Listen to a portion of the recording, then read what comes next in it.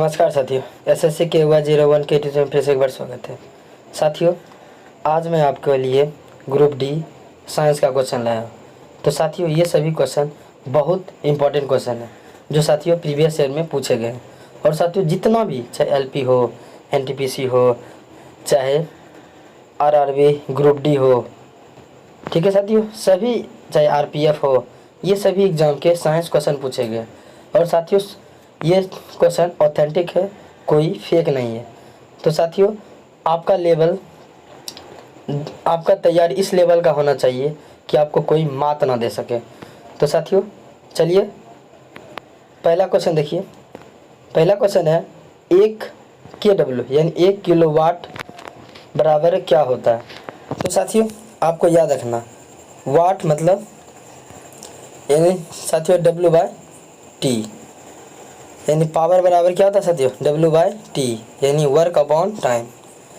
तो साथियों देखिए, यानी कहने का मतलब जूल पर सेकेंड, जूल पर सेकेंड यानी पावर कैसे मात्रक होता है, जूल पर सेकेंड। सॉरी साथियों। तो साथियों देखना है कि 1 किलोवाट, एक कहने का अर्थ हुआ एक ही होगा, किलो मतलब कितना साथियों, 1 किलो में कितना होता है साथियों, 1000। और साथियों W को हम किससे डिनोट करते हैं, जूल से।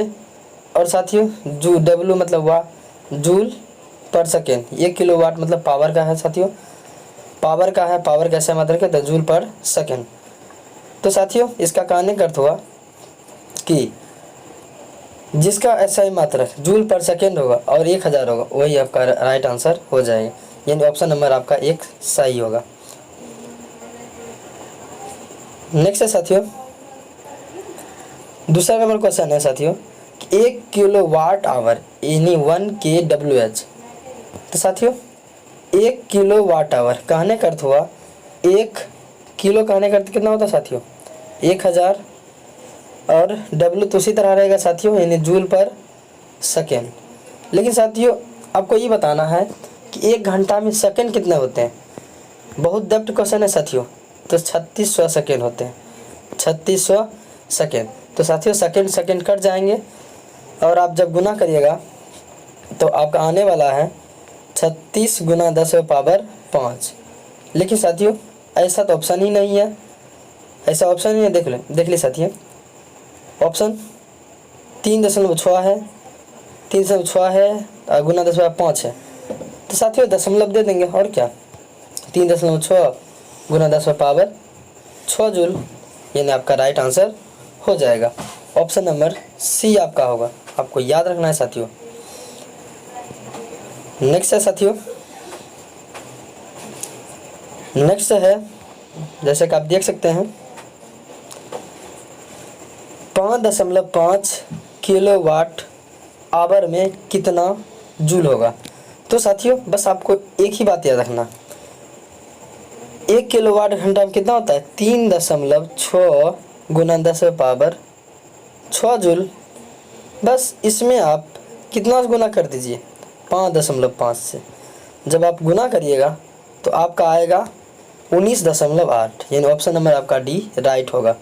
तो साथियों ये सब क्वेश्चन थोड़ा डेप्थ में पूछा गया है, क्योंकि साथियों अब पहले जैसा क्वेश्चन नहीं रहा कि आप SPD पढ़ लीजिए और आपका काम हो जाएगा। नहीं साथियों, आपको अब कॉन्सेप्ट पढ़ना पड़ेगा, तभी आपका काम बनेगा। ठीक है साथियों। अब नेक्स्ट है क्वेश्चन 4 नंबर।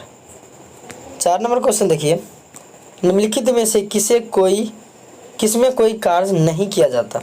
तो ऑप्शन है कपिल अपने कंधे पर 10 किलो भार लेकर खड़ा है, दूसरा है सचिन 4 किलोमीटर चलता है, तीसरा है एक कुली किसी बस से किसी कार तक एक वजन लेकर जाता है, और चौथा है अरुण मैदान पर क्रिकेट खेलता है। तो साथियों बताइए कि कार बराबर क्या होता है, FS cos थीटा होता है साथियों, FS cos थीटा। तो आपको याद रखना है साथियों, अगर F 0 तो कार 0, अगर विस्थापन 0 तो कार 0, अगर cos थीटा का मान 90 आ जाए तो थीटा 0, तब पर भी क्या होगा साथियों, यानी cos थीटा अगर 90 हो जाए तो कार का मान 0 हो जाएगा। यानी साथियों तो आप ऑप्शन सब चलिए, यानी अगर थीटा का मान होगा 0, चाहे एफ 0 हो जाए चाहे एस 0 हो जाए, कार का मान 0 होगा। तो फर्स्ट नंबर क्वेश्चन है, कपिल अपने कंधे पर 10 किलोग्राम भार लेकर खड़ा है। तो खड़ा है साथियों, खड़ा कहने का मतलब क्या है, 90 डिग्री। खड़ा कहने का अर्थ क्या हुआ साथियों, 90 डिग्री, 90 डिग्री लेकर खड़ा है। तो साथियों ये ना चल रहा है ना हिल रहा, सिर्फ खड़ा है। नेक्स्ट है, सचिन 4 किलोमीटर चलता है। लेकिन साथियों कोई ज़रूरी नहीं है कि सचिन क्या हो, चले तो इधर उधर ना घूमे, यानी जैसे चलेगा तो हो सकता है कि उसका कोण क्या हो, 90 डिग्री से थोड़ा झुक जाए, तो कुछ ना कुछ कार्य हो जाएंगे साथियों। अगला है, एक कुली किसी बस से काट ले जाता है। तो साथियों कुली ज़रूरी नहीं है कि साथियों सीधे चलेगा, थोड़ा ना थोड़ा तो झुकेगा, कहीं ना कहीं तो झुकेगा। और जैसे झुकेगा साथियों थीटा का मान क्या हो जाएगा, 90 से कम हो जाएगा, तो कार्य हो जाएगा। और साथियों अरुण मैदान पर क्रिकेट खेल रहा है। तो क्रिकेट खेल रहा है तो झुकवे करेगा, और झुकेगा तो साथियों कार का मान 0 नहीं होगा, यानी कुछ ना कुछ कार्य हो जाएगा। लेकिन इसमें क्वेश्चन में कोई कार्य नहीं होगा, तो सबसे आपका सटीक आंसर होगा ऑप्शन नंबर ए। क्योंकि साथियों ये डेप्थ वाले क्वेश्चन है, बहुत डेप्थ में, आपको इस लेवल का पढ़ना ही होगा साथियों। चलिए नेक्स्ट क्वेश्चन है, देखिए साथियों, कहता है 5 नंबर, काज करने में सक्षम वस्तुओं में डैश होती है। तो साथियों आपको 2 परिभाषा याद रखना है, क्योंकि अधिकतर विद्यार्थी इसमें ही कंफ्यूज होते हैं कि किसका क्या होगा, यानी हम शक्ति किसको बोलेंगे और ऊर्जा किसको बोलेंगे। तो आपको याद रखना, काज करने की दर, काज करने की दर साथियों 2 क्वेश्चन है, देख लीजिए।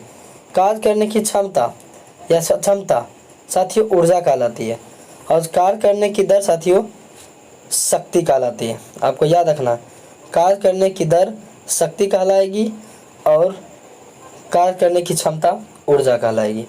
ठीक है साथियों।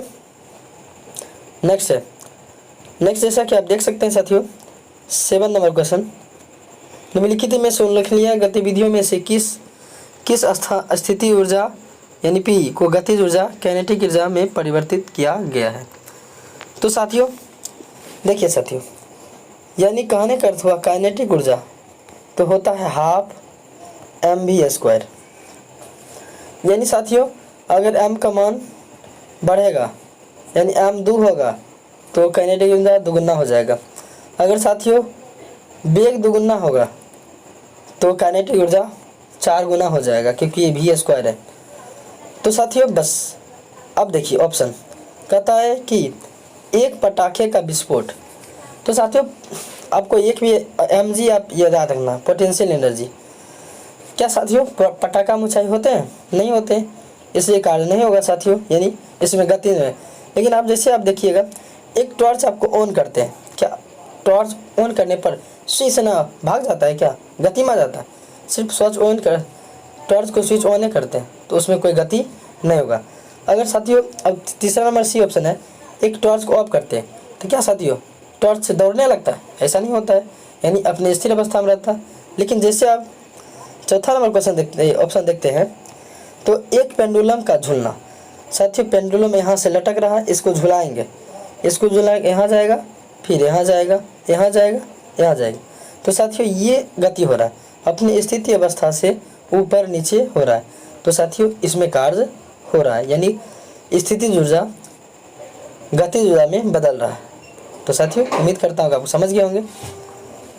नेक्स्ट है साथियों 8 नंबर क्वेश्चन, कहता है 8 m के मास m के साथ चलती हुई वस्तु की गति ek का मूल्य क्या होगा यदि इसकी गति को v से बढ़ाकर 2v कर दिया जाए। तो साथियों ज़्यादा हड़बड़ाना नहीं है, बहुत ही इजी। देखिए कैसे साथियों, काइनेटिक एनर्जी बराबर क्या आता है सूत्र, ½ mv²। अगर साथियों आप अगर m को दुगुना करिए काइनेटिक दुगुना हो जाएगा, लेकिन कह रहा है यहाँ पे वेग को बढ़ाया जाए यानी 2v कर दिया जाए, कहने का अर्थ 2v² हो जाएगा साथियों, यानी 2 का स्क्वायर कितना होता है 4 होता है, यानी 4 गुना हो जाएगा, यानी आपका आंसर हो जाएगा ऑप्शन नंबर बी आपका राइट हो जाएगा।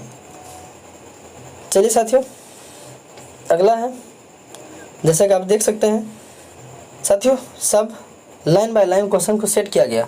अगर आप इस वीडियो को पूरा देखते हैं तो साथियों आपको 100% बेनिफिट मिलेगा और आपका एग्ज़ाम में बहुत सारे क्वेश्चन सही होने के चांसेस बढ़ जाएंगे। तो साथियों, क्योंकि साथियों अब क्वेश्चन का लेवल वो नहीं रहा, अब टफ लेवल आएगा और आपको कंसेप्चुअल यानी कॉन्सेप्ट बेस आपको याद होना चाहिए। तो साथियों देखिए 9 नंबर कहता है 5 मीटर प्रति सेकंड की गति से आगे बढ़ रही द्रव्यमान m की एक वस्तु गति 25 जूल है। इसकी गति अगर दोगुना कर दी जाए तो गति क्या होगा। तो साथियों देखिए कहता है अगर पहले था गति 5, आप दोगुना कर दी जाए यानी कितना हो जाएगा साथियों, 10 हो जाएगा। ये आपको याद रखना है। देखिए साथियों काइनेटिक एनर्जी बराबर क्या होता है, हाफ mv स्क्वायर। तो साथियों यहाँ पे काइनेटिक एनर्जी दिया हुआ है 25 जूल, ठीक है साथियों। हाफ m का मान साथियों नहीं दिया हुआ है, लेकिन साथियों बेग दिया है, बेग है 5। अब 5 का स्क्वायर कितना होता है साथियों, 25। जब इसको काटिएगा साथियों तो m बराबर आएगा 2 kg, ठीक है, क्योंकि द्रव्यमान का सही मात्रा kg होता है। अब साथियों अब आगे क्या बोला है कि द्रव्यमान को दोगुना कर दिया जाए। कहने का अर्थ हुआ कि 1/2 mv स्क्वायर। तो साथियों 1/2 m कितना भी निकला, 2 निकला और पहले बेग था 5, अब दोगुना हो गया यानी अब 10 हो गया, यानी स्क्वायर करिएगा कितना होगा 100। जब इसको काटिएगा तो 100 जूल आएगा। लेकिन साथियों आपको ध्यान देकर मारना है, न्यूटन में नहीं लगा देना। एक न्यूटन में भी है और एक जूल में भी है, आपको जूल में ध्यान से मारना है, नहीं तो साथियों आपका सारा मेहनत चला जाएगा, क्योंकि साथियों यहाँ पे एक एक नंबर से खेल होता है। देखिए साथियों नेक्स्ट है विज्ञान में कौन सा नियम मिश्रण के गुणों का पालन नहीं करता है। तो साथियों देखिए तत्व किसको कहते हैं, तत्व आपको पहचानना है साथियों जिसका एक सूत्र हो, जैसे हाइड्रोजन हो गया, नाइट्रोजन हो गया, Ag हो गया, Au हो गया, ये सब तत्व होते हैं। और साथियों हम यौगिक किसको बोलते हैं, जिसमें 2 या 2 से ज़्यादा सूत्र हो, जैसे H2 हो गया, H2O हो गया, जैसे CO2 हो गया, ये सभी।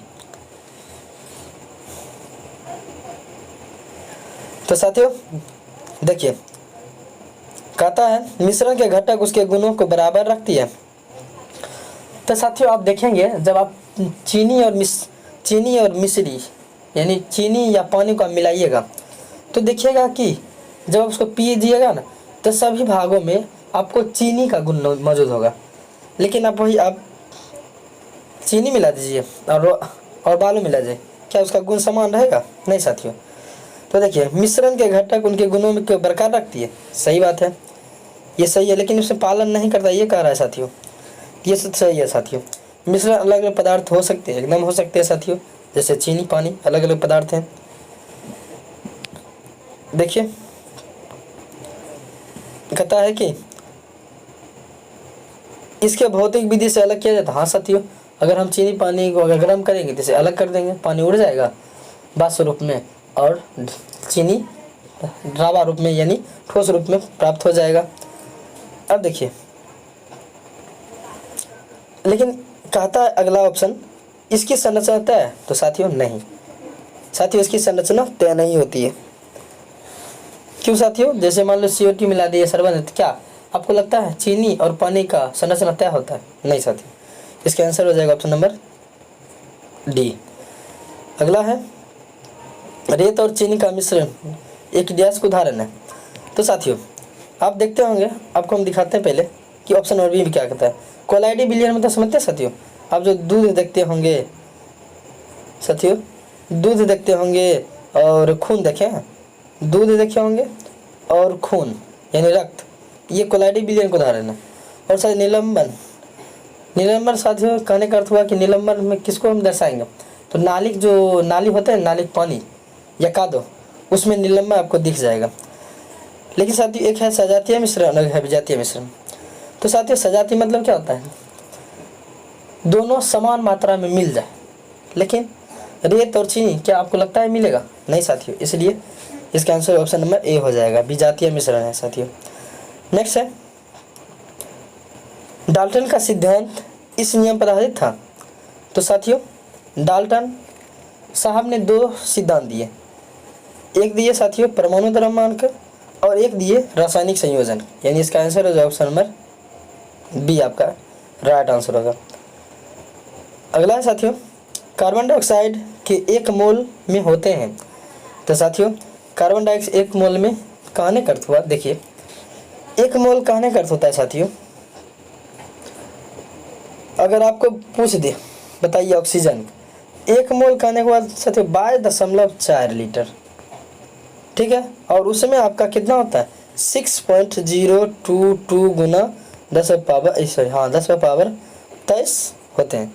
लेकिन साथियों यहाँ पे कार्बन डाइऑक्साइड है और कार्बन डाइऑक्साइड क्या है साथियों, यौगिक है, क्योंकि इसमें 2 से ज़्यादा सूत्र हैं। देख लीजिए CO2, C एक अलग है और O2 अलग है, तो 2 सूत्र हुए और 2 सूत्र यौगिक होते हैं। तो आपको बस ध्यान से, और यौगिक जब होंगे तो साथियों अणु होंगे, यानी इसका आंसर हो जाएगा ऑप्शन नंबर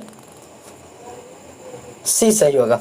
और साथियों आपको ये भी ध्यान रहा, अगर अकेला तत्व होता है साथियों, जैसे हाइड्रोजन अकेला हो गया, ऑक्सीजन अकेला हो गया, तब इसका आंसर होता है परमाणु, लेकिन यहाँ पे CO2 है, इसलिए इसका आंसर अणु होगा। देखिए 14 नंबर क्वेश्चन, 14 नंबर क्वेश्चन है जल के 0.5 मोल में परमाणु की संख्या। तो 1 मोल में कितना होता है साथियों 6.022 गुना 10 पावर 23 होते हैं। तो बस इसमें क्या करिए 0.5 से गुना करिए। लेकिन साथियों अब ऑप्शन देखते हैं तो दशमलव में नहीं है, इसका मतलब 5 और 6 गुना कर दिया गया, यानी 6 5 30। आपका आंसर हो जाएगा 3 गुना 10 पावर 23। ठीक है साथियों, नेक्स्ट है दिए गए प्रतीक डैश तत्व का प्रतिनिधित्व करता है। तो साथियों देखिए जैसा कि आपको ये प्रतीक दिख रहा होगा, ये प्रतीक दिख रहा होगा साथियों, गोल है और उसके बीच में एक है, यानी एक कक्ष बनाया गया, सिर्फ ये है। तो साथियों अगर बायतम कर देखिए ये जिसका इलेक्ट्रॉनिक विन्यास अगर एक हो, जैसे हाइड्रोजन क्या होता है साथियों 1s1 होता है, ठीक है साथियों, तो अगर एक हो तो वो हाइड्रोजन को दर्शाएगा, यानी ऑप्शन नंबर आपका डी राइट होगा। नेक्स्ट है साथियों निम्नलिखित में से कौन सा एक ऊर्ध्वपातक पदार्थ नहीं है साथियों। देखिए ऊर्ध्वपातक कहने का अर्थ हुआ जो ठोस से सीधे गैस में बदल जाए, ठोस से सीधे गैस में। तो कहने का अर्थ हुआ साथियों कपूर ऊर्ध्वपातित पदार्थ है, नफ्थलीन ऊर्ध्वपातित पदार्थ है और अमोनिया भी ऊर्ध्वपातित पदार्थ है, लेकिन सोडियम ऊर्ध्वपातित पदार्थ नहीं है, नहीं उड़ने वाला नहीं है। नेक्स्ट है साथियों कार्बोहाइड्रेट प्रोटीन और वसा का पूर्ण पाचन कहाँ होता है। तो साथियों हमारे खाना का पूरी रूप से पाचन छोटी आंत में होती है, तो इसका आंसर हो जाएगा ऑप्शन नंबर सी आपका राइट होगा। और पानी का अवशोषण साथियों बड़ी आंत में होता है। ठीक है साथियों, नेक्स्ट है आंतरिक गति निर्धारण मानव शरीर के निम्नलिखित अंगों में से कहाँ स्थित है। तो साथियों गति हमारे शरीर में सबसे ज़्यादा गति कहाँ होते हैं साथियों, हमारे धड़कन में, हमारे दिलों में होते हैं, यानी इसका आंसर है ऑप्शन नंबर बी। नेक्स्ट है साथियों इम्प्लांटेशन किसकी प्रक्रिया। इम्प्लांटेशन का अर्थ होता है साथियों युग्मन या जुड़ना। तो साथियों इसमें खोजिए किसमें जुड़ रहा है, ऑप्शन में खोजिए। तो साथियों ऑप्शन नंबर बी आपका राइट आंसर हो जाएगा। अगला है साथियों अगाध वर्धनीयता यानी मेल्बिलिटी सबसे अधिक होती है। तो साथियों आपको याद रखना है, पहले तो साथियों सबसे अगाध वर्धनीयता सोना को माना जाता है, लेकिन साथियों अब ये भ्रम टूट चुका है। अब सबसे ज़्यादा प्लेटिनम, उसके बाद सोना, उसके बाद चांदी, उसके बाद साथियों उसके बाद आपको एल्युमिनियम मिलेगा, उसके बाद कॉपर, फिर और कुछ। तो साथियों सबसे अभी अगाध वर्धनीयता है तो प्लेटिनम है। आपका आंसर हो जाएगा ऑप्शन नंबर सी राइट। तो साथियों आज के लिए इतना है, फिर मिलेंगे हम लोग नेक्स्ट वीडियो में। लेकिन साथियों अगर आपको ये वीडियो पसंद आ रहा है तो चैनल को सब्सक्राइब कर लें ताकि और साथियों एक बेल आइकन का जो नोटिफिकेशन वाले होते हैं उसको भी दबा लें, ताकि क्या होगा, जब भी मैं वीडियो डालूँ तो आपके पास नोटिफिकेशन सबसे पहले पहुँचे। तो साथियों, आपके इस प्यार के लिए धन्यवाद। जय हिंद, जय भारत।